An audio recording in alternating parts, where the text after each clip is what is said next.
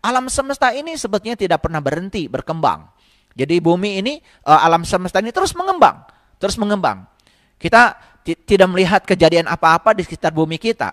Padahal sebetulnya ya, laporan dari teleskop yang dipasang di luar angkasa, mereka melaporkan ternyata begitu banyak kejadian di sana. Bahkan yang disebut dengan kematian bintang, kemudian bagaimana bintang-bintang yang mati itu ditelan oleh lubang hitam, bagaimana massa yang masif itu meledak, bahkan itu terus-menerus terjadi. Cuman ya alhamdulillah ya, kejadian itu tidak disaksikan dekat dengan bumi kita, sehingga kita di sini merasa aman, nyaman, seakan-akan bahwa bumi ini statis. Padahal sebetulnya alam semesta ini terus berkembang dan dinamis. Oleh karena itu maka proses penciptaan itu terjadi setiap saat, tiada henti. Jadi setiap saat dalam hidup adalah saat penciptaan, tiada henti. Dan semesta ini berkelimpahan tiada batas. Jadi oleh karena itu ada kata-kata bijak yang sangat luar biasa. Ya, bumi ini sebetulnya cukup buat semua orang yang bersyukur. Tapi bumi ini mungkin saja tidak cukup bagi satu orang yang serakah. Oleh karena itu maka jangan khawatir para sahabat, berapapun penduduk bumi ini ya yang datang dilahirkan, tentu saja ya sang pemilik semesta sudah tahu bagaimana cara untuk mencukupi semua kebutuhannya. Yang paling penting kita bisa menggunakan pikiran dan perasaan kita selalu positif. Apalagi kalau pikiran dan perasaan kita itu bisa melampaui 51%, tentu saja ya semakin volume pikiran dan perasaan kita semakin positif, maka hal yang positif akan semakin datang bertubi-tubi dalam kehidupan kita. Itu yang disebut dengan keberlimpahan. Oleh karena itu, ya, mari kita ajukan sesuatu permohonan dengan jelas, ya, lewat pikiran dan perasaan kita. Jadi barangkali kita sering mengatakan, kok ya permohonan saya tidak dikabul. Mungkin saja, ya, apa yang kita ajukan itu permohonan kita ini kurang jelas, ya. Artinya tidak diperjelas ya di pikiran dan perasaan kita. Segala sesuatu yang kita dambakan akan datang kepada kita kalau itu sudah diperjelas di pikiran dan perasaan kita. Diperjelas di pikiran dan perasaan kita. Bagaimana cara memperjelas itu? Itu yang akan saya sampaikan saat ini. Ya. Jadi dalam episode kita kali ini akan dijelaskan betapa mudahnya memperoleh uang. Betapa mudahnya memperoleh kesehatan. Betapa mudahnya bisa mencapai karir yang kita inginkan. Betapa mudahnya kita bisa melakukan usaha. Betapa mudahnya kita bisa memiliki hubungan dengan kekuatan cinta. Semua itu sebetulnya sangat mudah kalau kita tahu ilmunya, tahu caranya. Oleh karena itu maka dalam episode yang kelima ini akan dijelaskan rahasia mudah, langkah-langkahnya, proses penciptaan ini seperti apa. Bagaimana cara mewujudkan segala sesuatu keinginan kita, bahkan keinginan yang spesifik sekalipun. Di sini ya akan diberikan rahasia untuk memperoleh yang diinginkan atau untuk mengubah sesuatu yang tidak kita inginkan. Karena apa? Memperoleh yang kita inginkan atau mengubah sesuatu yang tidak kita inginkan, sebetulnya prosesnya sama saja. Semua ada di pikiran dan perasaan kita. Ya, itu. Baik ya.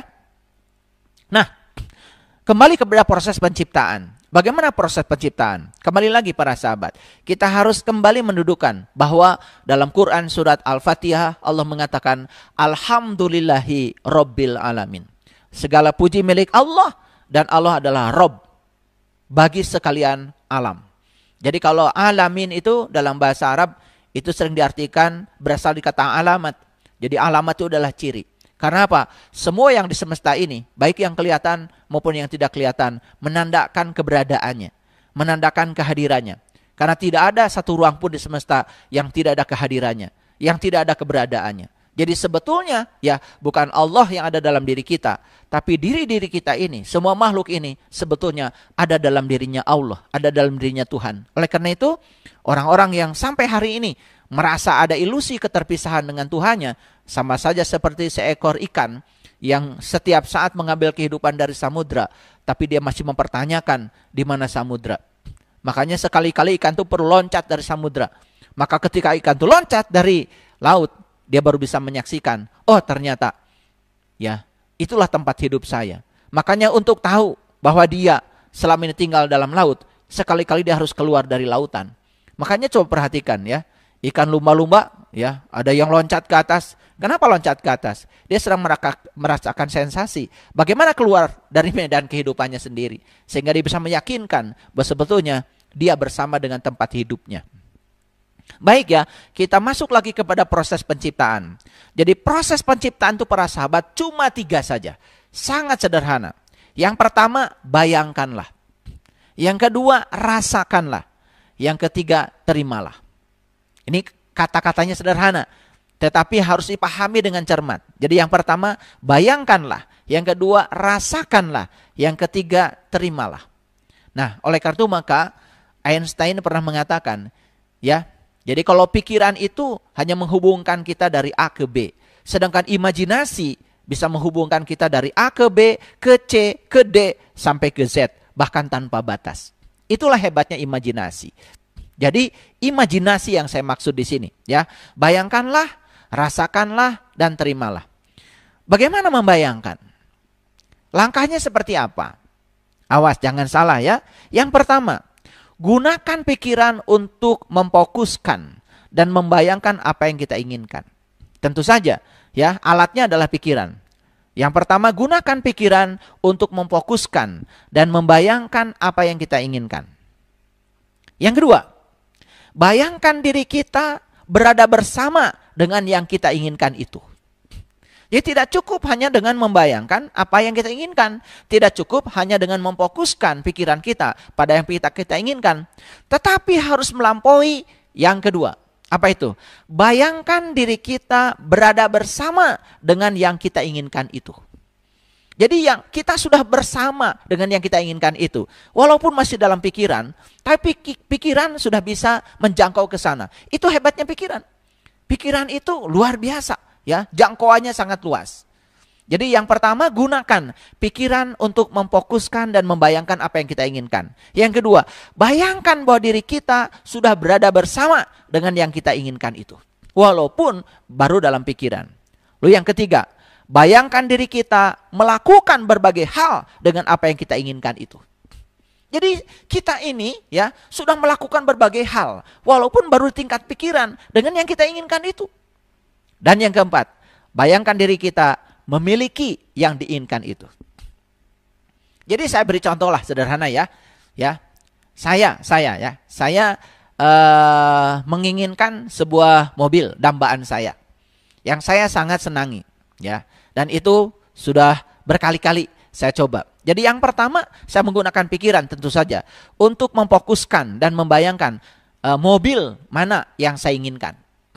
Ya. Nggak usah berpikir uang, ya, karena semesta yang akan menyelesaikan caranya. Nah, kita itu sering berpikir cara. Tugas kita itu yang pertama. Yang kedua, saya membayangkan bahwa diri saya sudah bersama dengan mobil itu.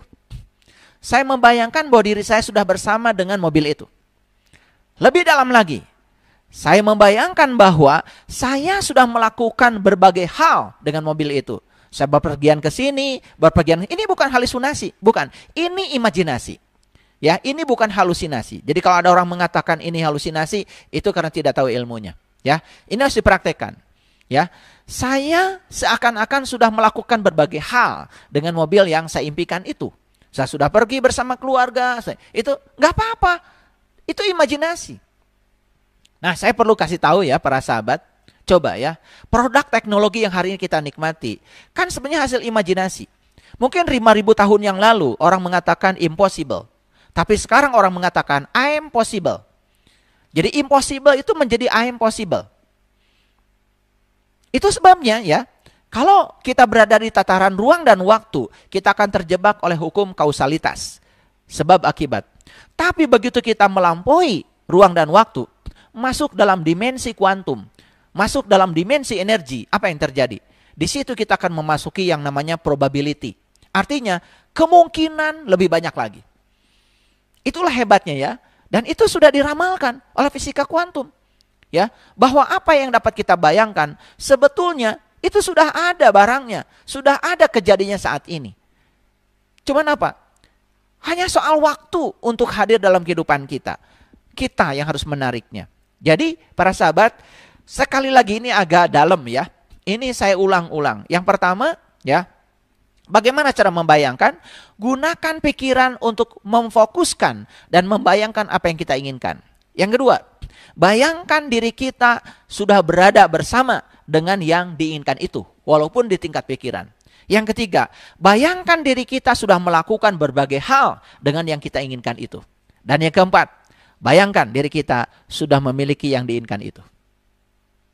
Ini ya, membayangkan. Jadi bukan membayangkan tuh seperti yang selama ini dilakukan banyak orang. Makanya disitulah pentingnya kita harus melek, harus literasi, harus melek ilmu ya.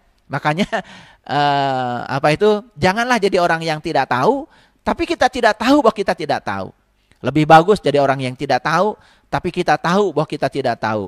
Maka semesta pasti akan memberitahu. Nah, sekarang bagaimana merasakan? Kan tadi ilmunya, proses penciptaan itu cuma 3. Yang pertama membayangkan, yang kedua merasakan, yang ketiga menerima. Bagaimana cara merasakan? Baik para sahabat, merasakan pun ada prosesnya. Yang pertama ya, pada saat bersamaan dengan membayangkan tadi, dengan membayangkan tadi, jadi ini di dimensi pikiran tadi, tapi cuman ini di dimensi perasaan, kita harus merasakan cinta terhadap yang kita bayangkan itu. Kita maksudnya cinta dimaksud apa? Cinta itu kan kekuatan positif. Jadi kita merasakan hal positif ya dengan yang kita bayangkan itu. Itu pada saat bersamaan dengan membayangkan, kita harus merasakan kekuatan positif terhadap apa yang kita bayangkan itu. Jangan ada ketiadaan kekuatan positif. Yang kedua, kita harus membayangkan dan merasakan berada bersama dengan yang kita inginkan itu. Jadi kalau tadi kan langkah kedua dalam membayangkan ya, kita memikirkan seakan-akan kita sudah bersama dengan yang kita inginkan. Nah, di sini kita merasakan seakan-akan sudah bersama dengan yang kita inginkan. Lalu langkah yang ketiga, kita harus membayangkan dan merasakan berbagai hal bersama yang diinginkan itu. Pada langkah membayangkan tadi, langkah yang ketiga, kan kita ya memikirkan seakan-akan kita sudah merasakan berbagai melakukan berbagai hal dengan yang kita inginkan itu. Nah, di sini kita bukan melakukan berbagai hal saja, tetapi merasakan bahwa kita sudah melakukan berbagai hal dengan yang kita inginkan itu. Dan yang keempat, kita harus membayangkan dan merasakan memiliki yang kita inginkan itu. Nah, inilah membayangkan itu dalam dimensi medan listrik di pikiran, sedangkan merasakan dalam dimensi medan magnet itu terjadi dalam perasaan. Makanya begitu koheren antara pikiran dan perasaan, maka disitulah yang namanya realitas akan datang kepada kita. Bahkan ya, realitas akan yang datang kepada kita, yang kita inginkan akan datang bertubi-tubi. Ya, sekali lagi, yang tidak diinginkan pun bisa datang bertubi-tubi kalau kita tidak mampu mengubah pikiran dan perasaan kita. Jadi para sahabat, ya, imajinasi kita menghubungkan kita dengan apa yang kita inginkan. Jadi saat kita berimajinasi, sebetulnya kita sudah terhubung dengan yang kita inginkan itu. Karena imajinasi itu menghubungkan. Sekali lagi, imajinasi itu menghubungkan. Sekali lagi, pahami bahwa pikiran adalah energi, pikiran adalah vibrasi, pikiran adalah frekuensi. Saat kita sedang mengimajinasikan, membayangkan, berarti sebetulnya pikiran sedang memancarkan frekuensi, sedang memancarkan vibrasi. Oleh karena itu maka saat pikiran sedang membayangkan, maka saat itu sebetulnya kita sudah terhubung dengan yang kita inginkan. Nah, keinginan kita dan rasa cinta itu yang menciptakan magnet. Jadi saya sudah mengatakan bahwa diri kita adalah magnet. Di mana sesungguhnya kutub magnet itu? Para sahabat sudah tahu ya, waktu SD belajar yang namanya magnet itu punya 2 kutub. Ya, seperti ini ya, saya gambarkan. Magnet itu punya 2 kutub ya. Jadi kalau ini adalah magnet, sebut aja magnet batang. Jadi banyak sekali di laboratorium bentuk-bentuk magnet. Ada magnet batang, ada magnet uhu, ya, macam-macam bentuk magnet. Ya, yang jelas kalau ini magnet batang, ya, maka dia punya 2 kutub, ini utara, ini selatan.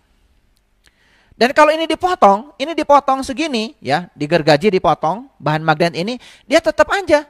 Tidak mungkin magnet itu memiliki utara saja. Pasti ada utaranya, ada selatan. Makanya magnet itu tidak pernah monopol. Tidak pernah monopol, ya. Dia selalu dipol. Dipol itu artinya selalu memiliki dua kutub. Kalau ini dipotong lagi, tidak mungkin utara saja.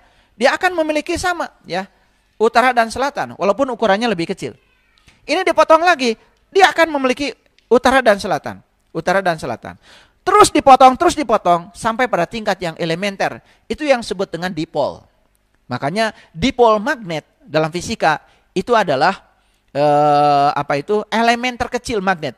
Apa itu? Tiada lain adalah atom. Makanya dalam atom itu ada inti atom, ada elektron yang bergerak mengelilingi inti.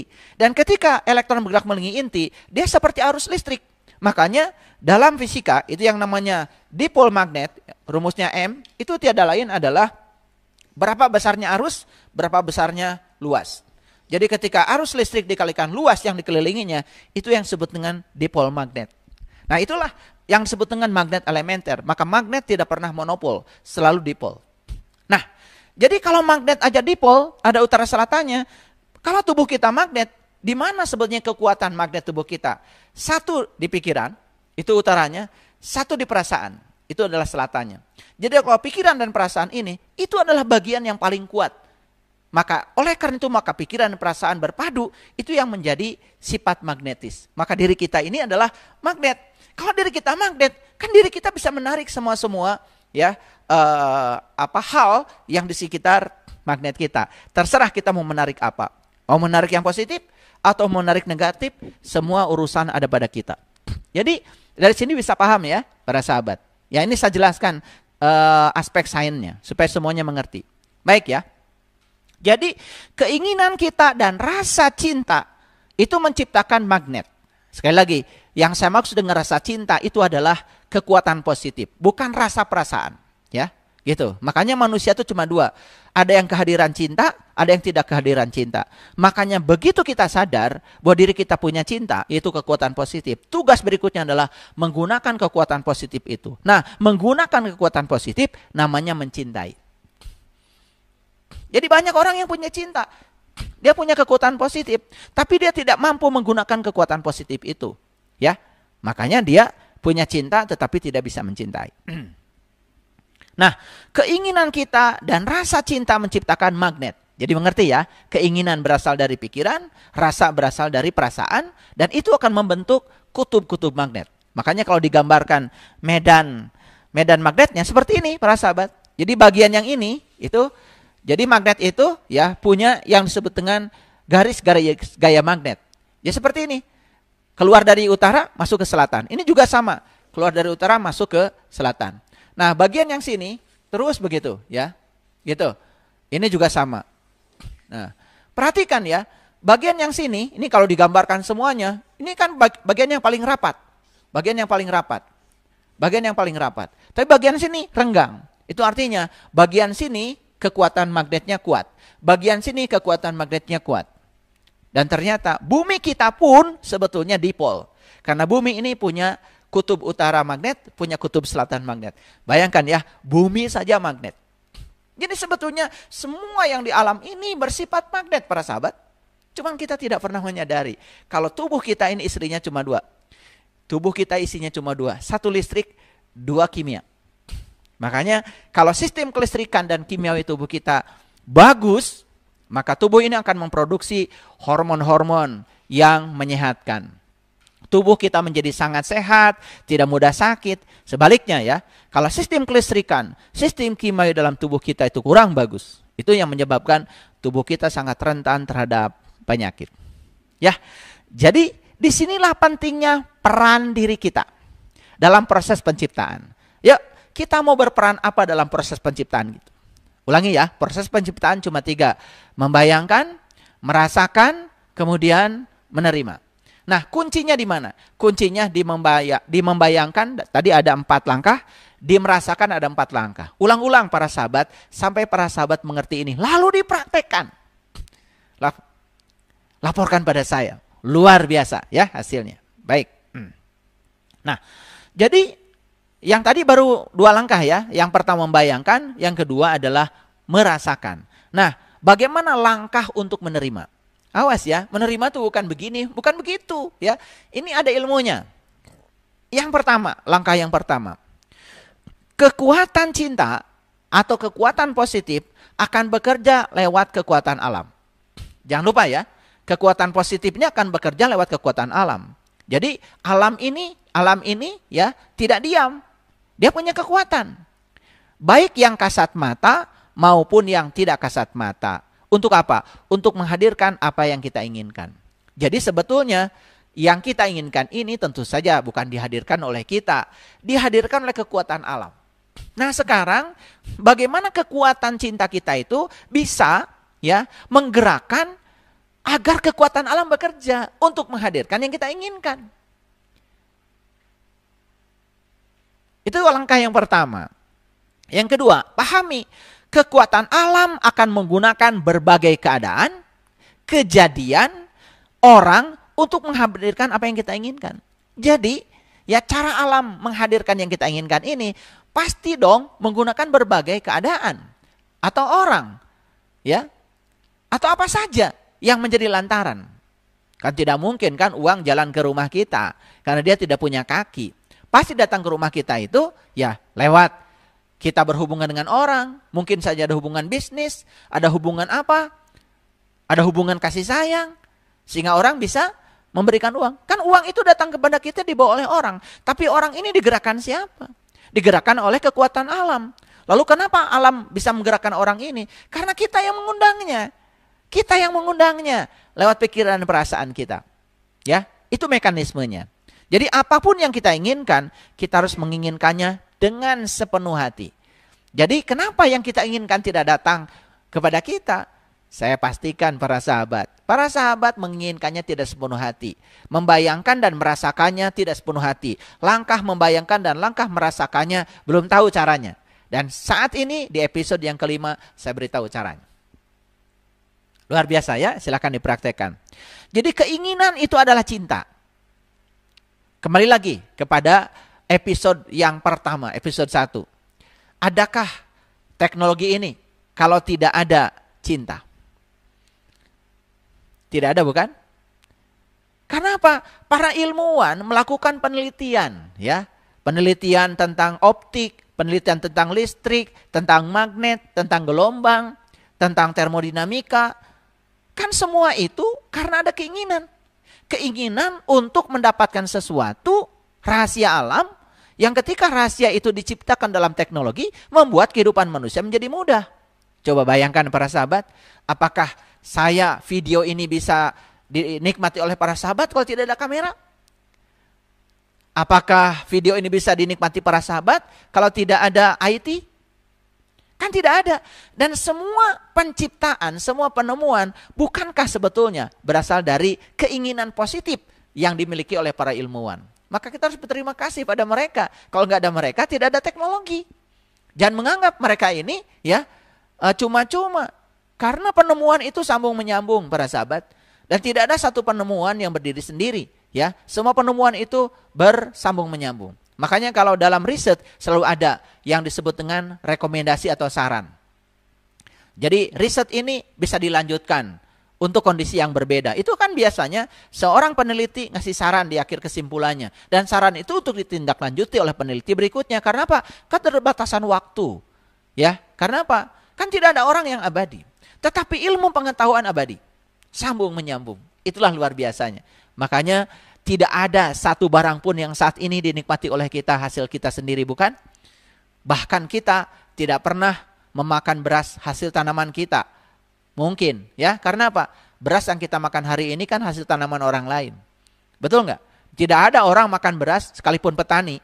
Petani tidak ada yang kemudian menunggu untuk makan nasi 3 bulan sampai beras yang ditanam oleh dirinya itu jadi. Kan tidak ya. Jadi saat petani itu nanam padi, dia juga harus makan, bukan? Dan bisa jadi yang dia makan bukan beras hasil tanamannya, hasil orang lain. Jadi sebetulnya dalam hidup ini kita sangat banyak utang budi, bukan, kepada banyak orang. Jadi kalau kita sadar bahwa kita banyak utang budi kepada banyak orang, mana mungkin kita melakukan keburukan dalam hidup. Baju yang saya pakai ini, entah berapa ribu orang yang terlibat. Siapa yang nanam kapasnya saya juga nggak tahu. Siapa yang memanjat sehingga kapas itu bisa dipanen saya juga tidak tahu. Siapa yang memintal menjadi benang, saya tidak tahu. Siapa yang memintal menjadi kain, saya juga tidak tahu. Ya, saya tahunya yang menjahit ya saya tahu. Setelah jahit kain, yang menjahitnya saya tahu. Cuma satu aja, tukang jahitnya saya tahu. Tapi siapa yang bikin kancing, saya juga tidak tahu. Siapa yang bikin pewarna ini, saya juga tidak tahu. Jadi kalau saya pakai baju ini dengan kesadaran, para sahabat, betapa banyak di satu barang yang saya pakai saja, ribuan bahkan jutaan orang terlibat. Jadi sebenarnya kita tuh punya banyak utang budi. Spidol ini bukan buatan saya. Mic yang saya pakai bukan buatan saya. Dan mic ini tercipta dari berbagai elemen. Setiap elemen ada penciptanya. Bayangkan, ada kabelnya, siapa yang menciptakan kabel? Siapa yang menemukan konduktor? Aduh, kalau kita berpikir seperti itu ya, kita ini hidup jadi malu ya. Kita sudah berkarya apa dalam kehidupan ini? Makanya aneh ya. Makanya orang-orang yang dangkal pengetahuannya, cuma bisa menyalahkan, cuma bisa menghujat, menebarkan kebencian. Sebetulnya orang yang semacam itu sederhana ya. Karena dalam dirinya tidak punya cinta, tidak ada kekuatan positif. Ya, tidak ada cahaya dalam dirinya. Yang ada cuma kegelapan. Ya, makanya ada cinta atau tidak ketiadaan cinta. Itu aja ya, para sahabat. Nah, dalam menerima ini, jadi yang pertama, kekuatan cinta akan bekerja lewat kekuatan alam. Baik yang kasat mata atau yang tidak kasat mata. Untuk menghadirkan apa yang kita inginkan. Yang kedua, kekuatan alam akan menggunakan berbagai keadaan, kejadian atau orang untuk menghadirkan apa yang kita inginkan. Yang ketiga, apapun yang kita inginkan, kita harus menginginkannya sepenuh hati. Bagaimana kita membayangkannya? Bagaimana kita merasakannya? Yang keempat, keinginan adalah cinta. Bila keinginan tidak meletup-letup, atau keinginannya itu biasa-biasa saja, tidak meletup-letup di dalam diri kita nih, maka kita tidak akan memiliki kekuatan yang cukup untuk menuai kekuatan cinta itu. Artinya, keinginan itu harus meletup-letup ya. Harus meletup-letup, harus kuat di sini. Makanya, kenapa ya, di dalam bahasa Arab ada yang namanya tekad, yang disebut dengan malak, milik, yang kemudian sering disebut malaikat. Ya, itu kan sebenarnya tekad. Jadi keinginan yang meletup-letup itu, keinginan yang meletup-letup, keinginan yang sungguh-sungguh, ya, kita menginginkannya. Makanya kalau kita keinginannya biasa-biasa saja, itulah yang membuat magnet kita tidak cukup untuk menarik yang kita inginkan. Ya, kita harus mendambakan apa yang diinginkan itu, ya, dengan sepenuh hati. Karena keinginan adalah perasaan cinta. Ingat ya, keinginan itu tidak buruk. Karena keinginan untuk mendapatkan sesuatu yang positif. Misalkan kita ingin uang kita banyak. Agar kita bisa berbagi, bisa menolong banyak orang, bisa menyelamatkan banyak orang, bisa menyekolahkan banyak orang yang putus sekolah. Keinginan itu kekuatan cinta para sahabat. Ya, keinginan itu kekuatan cinta. Ya, jangan terjebak oleh kata-kata. Ya, perhatikan substansi yang saya sampaikan. Dan kita harus memberikan cinta untuk menerima apa yang kita sukai. Jadi ya, saya sudah sampaikan ya, bagaimana rasa kita terhadap uang, bagaimana rasa kita terhadap hubungan, bagaimana rasa kita terhadap kesehatan. Rasa kita terhadap semua itu menentukan. Kalau rasa kita negatif, misalnya sederhana saja, ketika diajak sama saya, minggu depan kita ke Bali yuk. Nah, kalau rasa kita negatif, langsung, wah, uang dari mana? Itu rasa kita terhadap uang sudah negatif, maka kita tidak akan pergi ke Bali. Tapi setidak-tidaknya kalau rasa kita positif, yuk, pasti ada uangnya. Pasti saya punya uangnya, pasti saya ke Bali. Kalau rasanya positif terhadap uang, uang juga akan datang. Jadi sebetulnya rasa kita yang menarik. Nah, jadi ketika rasa kita positif akan menarik hal yang positif. Berarti yang kita inginkan. Kalau rasa kita tidak positif, kita menarik yang tidak kita inginkan. Apa itu? Ketiadaan uang. Sehingga orang pergi ke Bali, kita tidak ikut pergi ke sana. Karena apa? Ya karena kita ya tidak sepenuh hati menginginkannya. Dan ini dianggap sepele ya. Padahal ini adalah hal yang sangat bagus ya. Sangat penting ya. Ini adalah kuliah yang sangat penting para sahabat. Oleh karena itu, pahami, cermati setiap kata yang saya sampaikan. Coba mulai dipraktekkan dalam hidup ya. Jika perlu nanti kita kopi darat lah ya. Silahkan ya kalau tidak percaya dengan apa yang saya sampaikan ya. Itu luar biasa. Luar biasa ya, luar biasa. Dan saya sekali lagi tidak pernah mau menyampaikan sesuatu yang saya tidak mengalaminya, yang saya tidak merasakannya, yang saya tidak mengetahuinya, yang saya tidak memahaminya. Saya tidak berani menyampaikan sesuatu yang cuma apa kata orang. Yang saya sampaikan ini adalah apa kata saya sudah teralami oleh saya sendiri dan sekarang saya bagikan. Ya, semoga ini bisa menginspirasi para sahabat semuanya.